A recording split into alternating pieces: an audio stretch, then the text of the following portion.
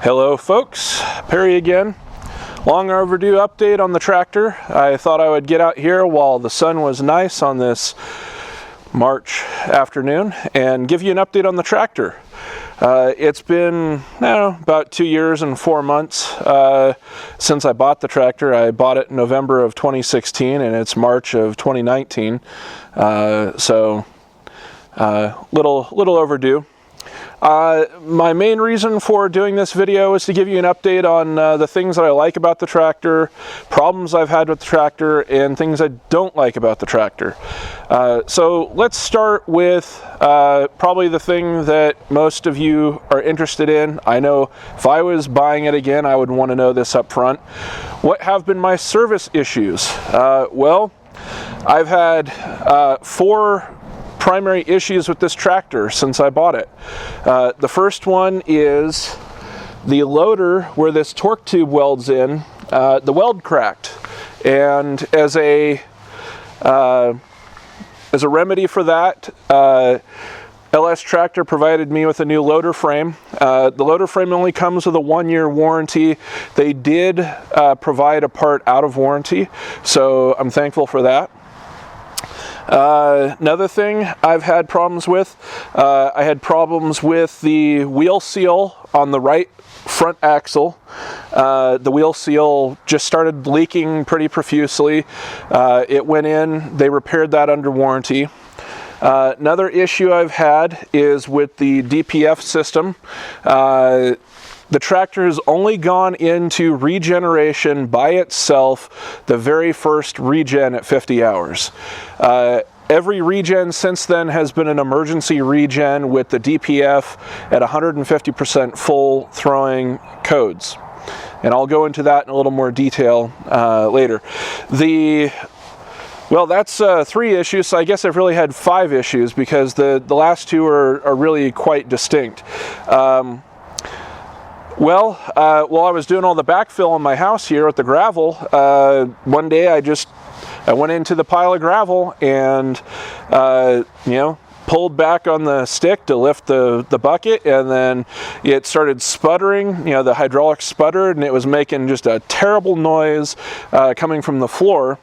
And that noise seemed to be emanating from the loader control valve block, which is remotely mounted under the floor. The sort of semi-related issue with that is that I started having problems with aeration of the hydraulic fluid. So that's probably the best place to get started on this. I took the tractor to the dealership and they replaced the relief valve on the loader control valve because they said that it wasn't behaving correctly. And then they said, well, we think that the aeration is due to the copper crush washers on the pumps are leaking on the inlet side. So we don't have those in stock because they're an oddball size, but we'll get some. That was last May, and they had the tractor for about 3 weeks at that point. I asked them, I said, well, what's my remedy? Can I use the tractor? Because I really need to use the tractor to finish the work on my property because my house is being built and I need, there's so much stuff. The reason I bought this tractor was that I was having a house built and there was a ton of site work that needed to be done, and renting a capable skid steer just wasn't in the budget. So they said, oh, well, you can take the tractor back and use it. I said, okay, well, I'll do that. So I took it back and I used it, and it started whining more and more, and then eventually November rolled around, and that was the ample opportunity for me to take the tractor to the dealer and have them work on it. So October, November, somewhere around there, it went into the dealer and they had it for about 2 months. That happened whenever the right front wheel seal started leaking, because it was sitting on my front of my house here, and there was just oil, basically dripping out of the front wheel seal, and the tractor couldn't be used at that point. So it went back to them. I'll just say it right now. LS's dealer support network sucks. Parts availability sucks. This tractor has apparently a serial number break on that right front wheel hub assembly. They took it apart. There was some sort of damage that occurred in the disassembly process, and it required a whole new stub axle. So they had to ship the stub axle from South Korea, and they told the dealer, oh, it would be 2 weeks. It was actually about 6 weeks.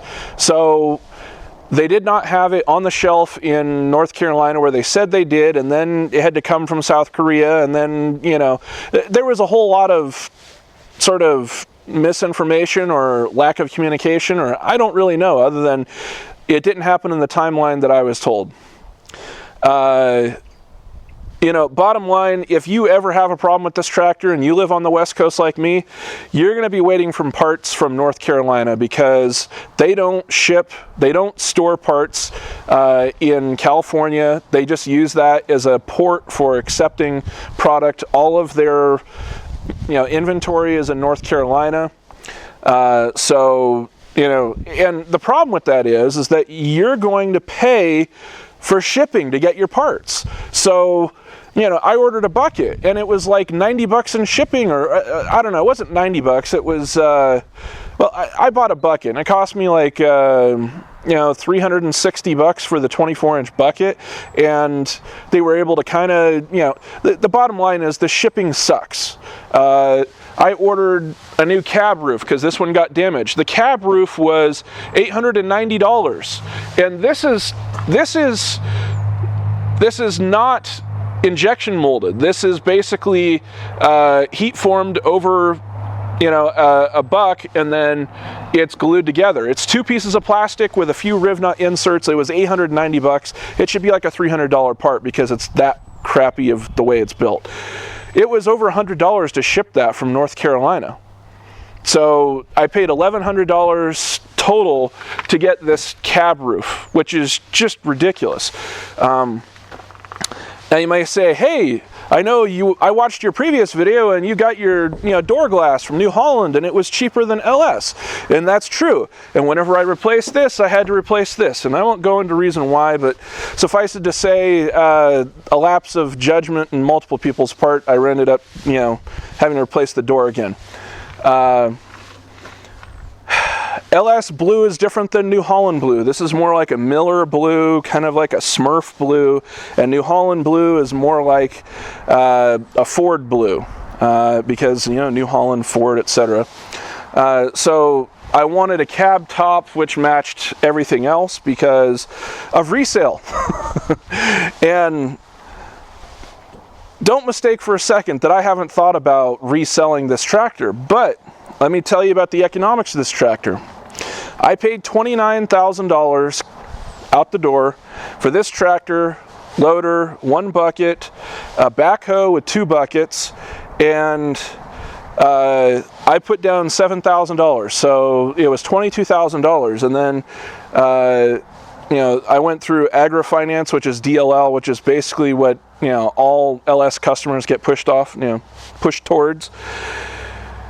They wanted insurance on it.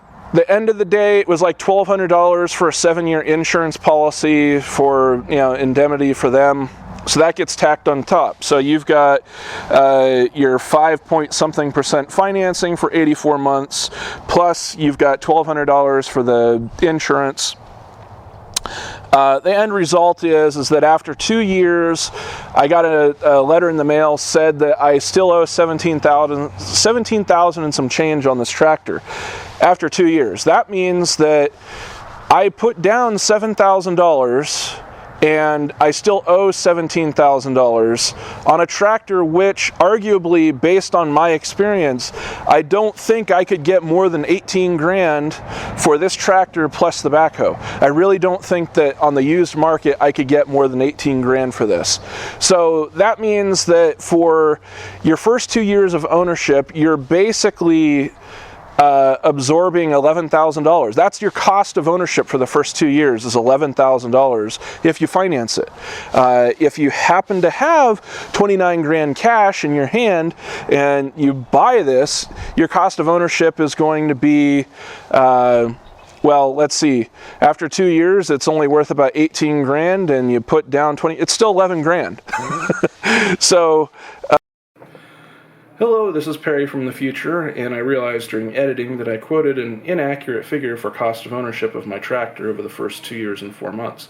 I said it was $11,000 when in fact that's just the depreciation. And if you'd purchased the tractor cash, that would be your cost of ownership. But if you finance the tractor like I did, the cost of ownership is going to be your payments plus maintenance, operations, plus depreciation. And in this case, I'm only going to discuss depreciation and payments. The payments have come to about $10,000 for 2 years and 4 months, and the depreciation is about $11,000 by my estimation.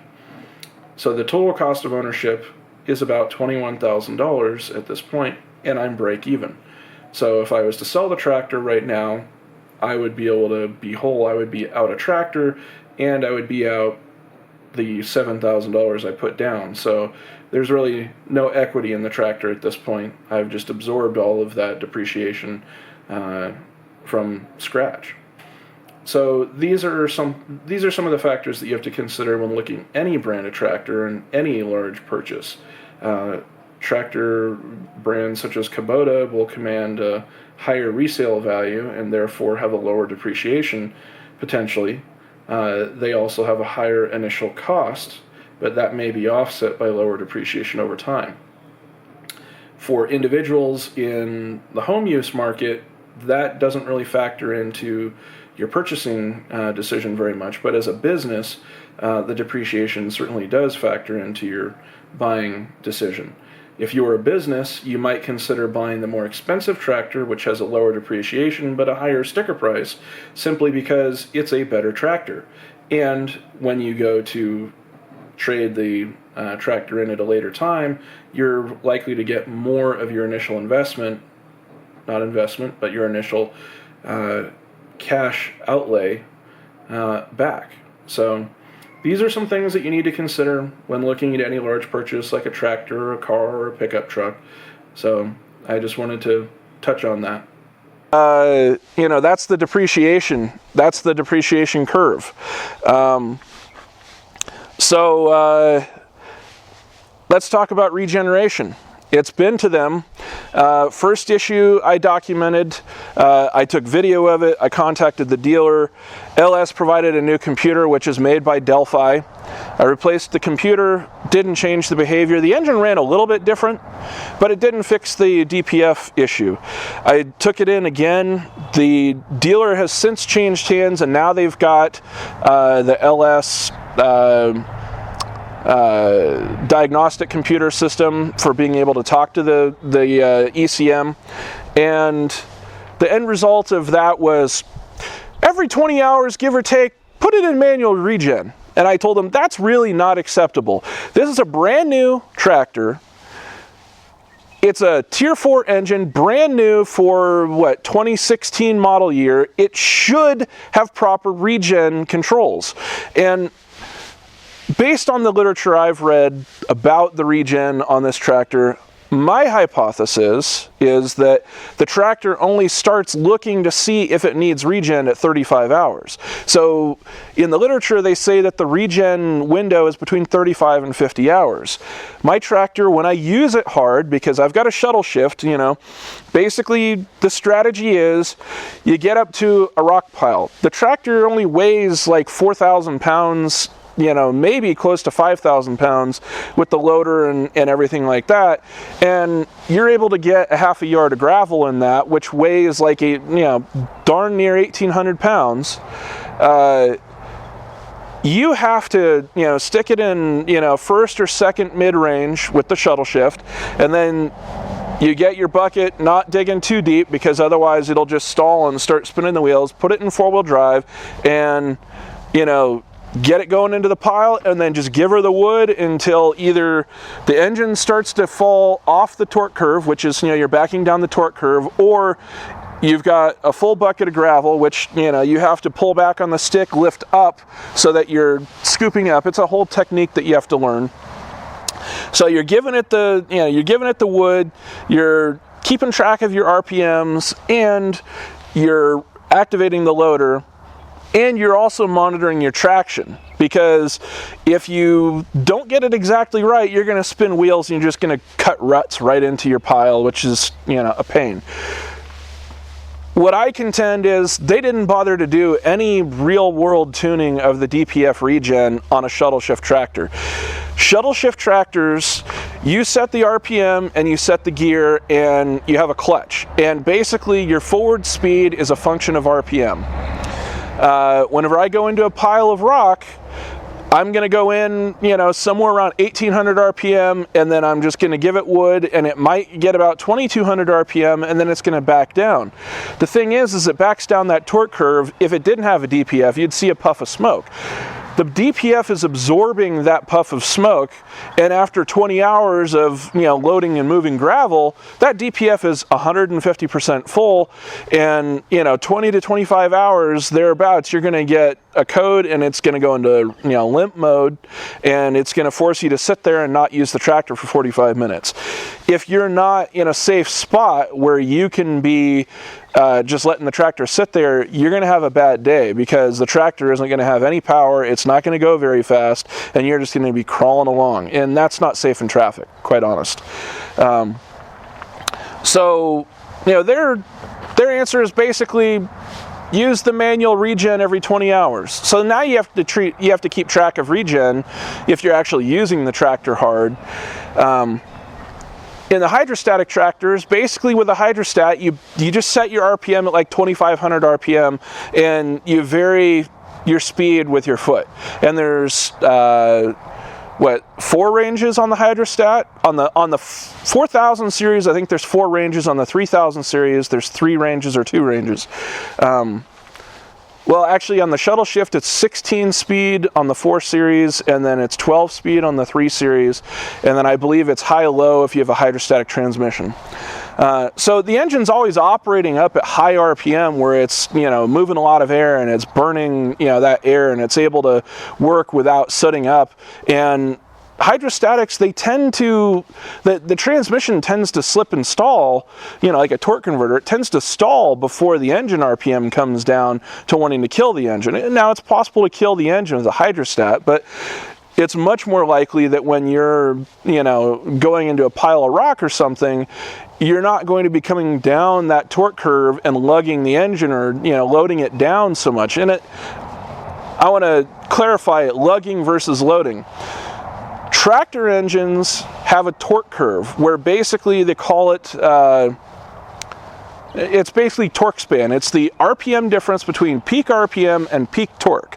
And the way that an engine like that is designed to be used is that you can load the engine up at peak RPM, and then the RPMs will drop all the way down to peak torque, but the engine, that's its useful power band, and that's how tractor engines are designed to be used. Once you get below peak torque, the engine falls off, and then it's going to start to die. Now, this engine, I don't know where the peak torque is. I know that peak RPM is 2350, 2400, right at the 540 RPM PTO mark. That's the rated horsepower. So, I'm not misusing the tractor. I'm just using it in a way that they didn't bother to tune. So, we've got the DPF, doesn't work like it's supposed to. And that's under a 5-year warranty, because the powertrain warranty is 5 years for consumers. The axle, that was just a defect in manufacturer, something, it's a product defect. I didn't do anything to cause that. It just started leaking one day. The loader frame, the loader and backhoe are made by a company called Taesung. So that's a third party to LS, which is why the loader and backhoe are different on the New Holland, because New Holland makes that and LS makes the tractor. So that defect is entirely on Taesung's doorstep. The loader valve is still not working right, because I got the tractor back and they didn't quite give me the, yeah, we fixed everything, it's 100%. It was just sort of like, yeah, they didn't want to work on it anymore. Or maybe LS didn't want to pay them to work on it anymore. I got it back. The winding from the hydraulics is fixed because they replaced the crush washers. However, I did still get a little, stutter in the hydraulics, and I got a little cavitation sound in the loader valve. So what I think is going on is I think the loader valve is taking a dump. I think that the spools are probably damaged, and we're getting, it's bypassing through that loader valve, and it's making some bad noises. The loader valve needs to be replaced. That's my honest opinion. My other honest opinion about that loader valve is that this has a parallel loader valve, which means that dumping and lifting at the same time is a very delicate operation, and it's not a regenerating serial loader valve like many others like Kubota use. And it's just so slow when you're lifting a load up because of that. Valve Oil, the company that makes the loader valve, does make a serial version with Regeneration in that same block. I don't know why they didn't use it. It would have made the tractor a whole lot more usable. The parallel valve, quite frankly, just sucks. It's one of the worst things about this tractor. One of the best things about this tractor is it's 35 horsepower. This thing has power for days. It runs my 6-foot mower no problem. Whatever implement you can stick on this that fits this size tractor, it will run absolutely no problem. It does have the backhoe. When you put the backhoe kit on it, it lowers or reduces the ground clearance, so you're going to be troweling mud up off the ground real bad sometimes. The other thing about this, well, let's see. The tires are nice. The four-wheel drive works real well. It's pretty fuel efficient. I've only maybe put in 180 hours, I think I've only put, well, let me think. I would say 50 to 70 gallons of fuel. So it's not a lot of fuel. It is pretty fuel efficient. It is 35 horsepower, and you can only make so much power from so much fuel, but it doesn't waste the fuel. That's what I'm saying. The lighting's pretty good with the, it's got the overhead cab lights. You can't see anything with these lights right here when you got a bucket on it, because if your bucket's off the ground, it's blocking the lights, and your cab lights pretty much do it all. The cab, oh man, the cab is so nice to have in the wintertime. Whenever it's really freezing, frigid cold out, the cab is just the best thing, and it's heated. It's got a suspension seat in there, which, I'm over 200 kil. Well, no, I'm not 200. That suspension seat goes up to,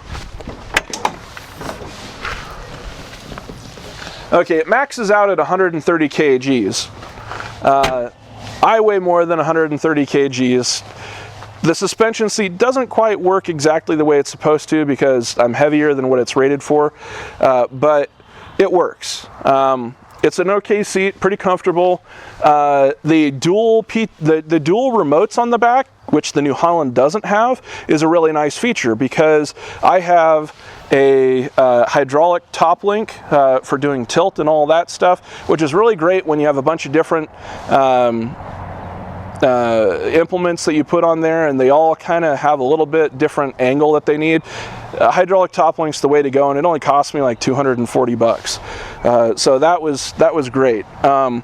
The other remote is on there for running the backhoe. So whenever I have the backhoe on there, I use the hydraulic top link to secure the backhoe, because the backhoe has a couple of pins to secure it into the frame down there.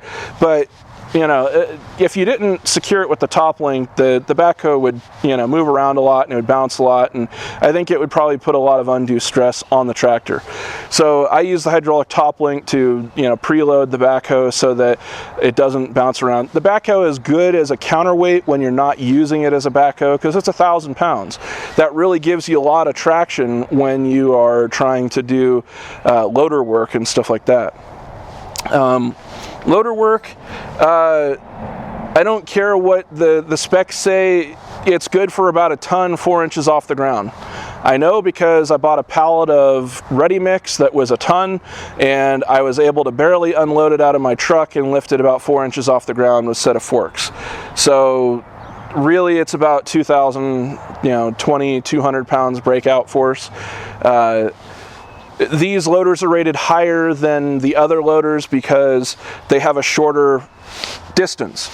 It's simple, physics. The further you get away from the fulcrum, the less the loader is going to be able to pick up. So if you see this tractor, or you compare this tractor with another one and you see that one picks up less, it also probably goes up higher, which is helpful when you're loading something like a trailer, a dump trailer, or a dump truck, or something like that.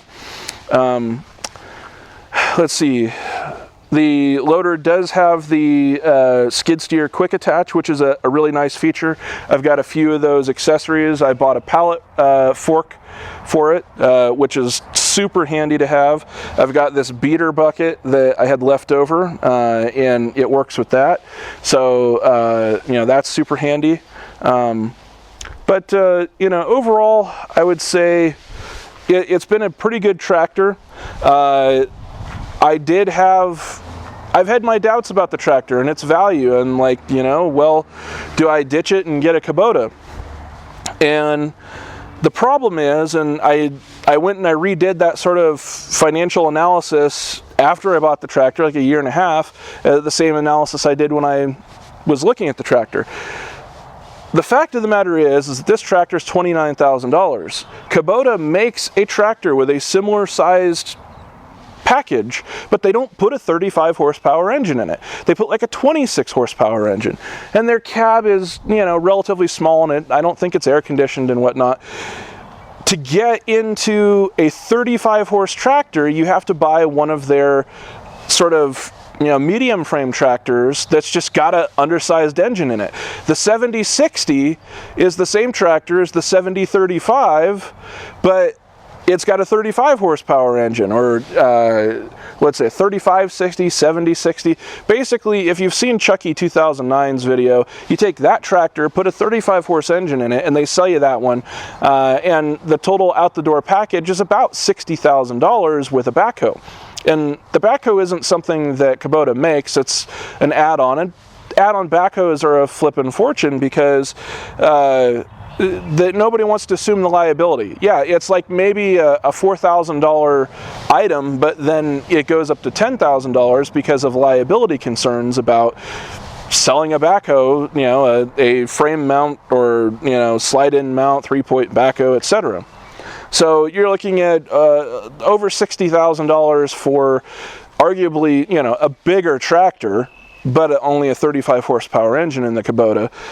Bigger backhoe, bigger loader, bigger tractor, but you're not getting the compact tractor. You're getting a medium frame tractor. So it really comes down to, would I do it again? I don't know. I had a Kubota B7100 and a Bobcat 443 before.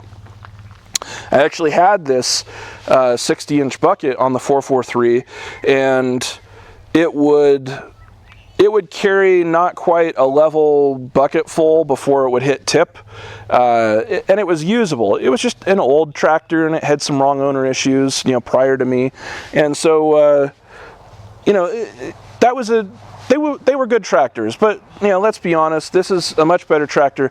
I don't think that this tractor, much better in the sense that it's much more applicable to the uses I've got.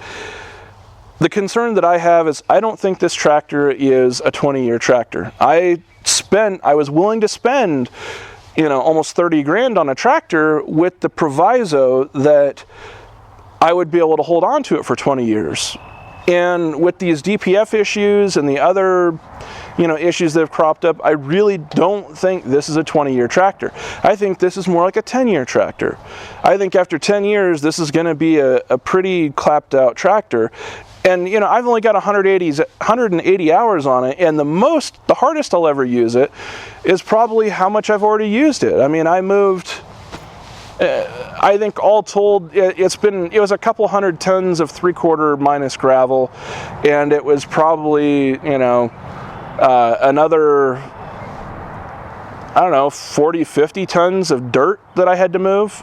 And this doesn't move it real quick. There's a big learning curve, and this is not heavy enough to really do the work that, say, an 8 or 10,000 pound skid steer will do.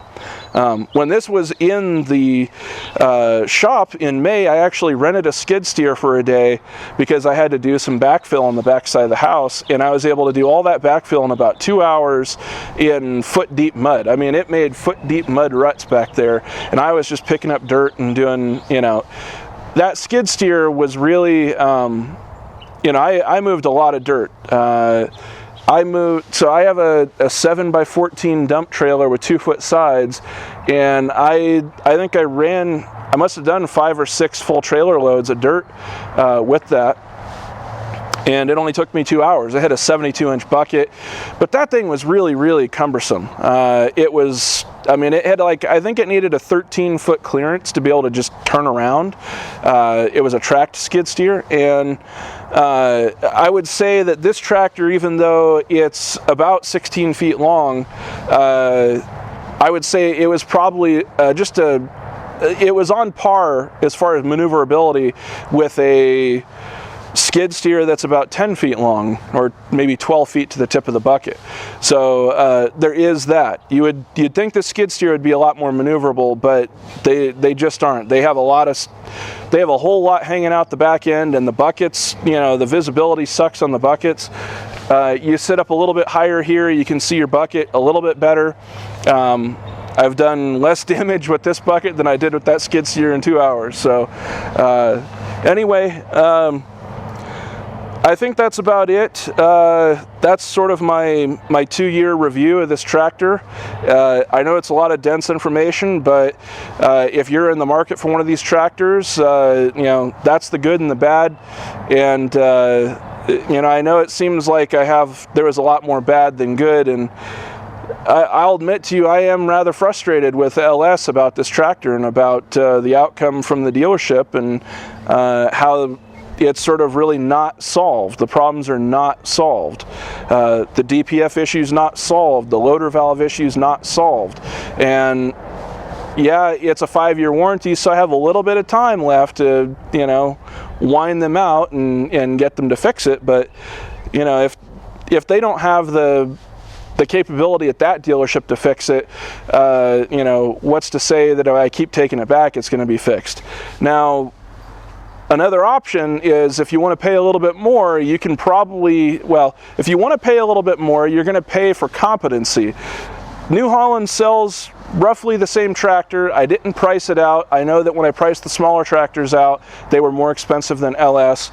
But if you paid like another $5,000, I think you could probably get the same tractor from New Holland, but you're going to get the competency that the New Holland dealership and parts supply, chain has. So I think that's really worth it.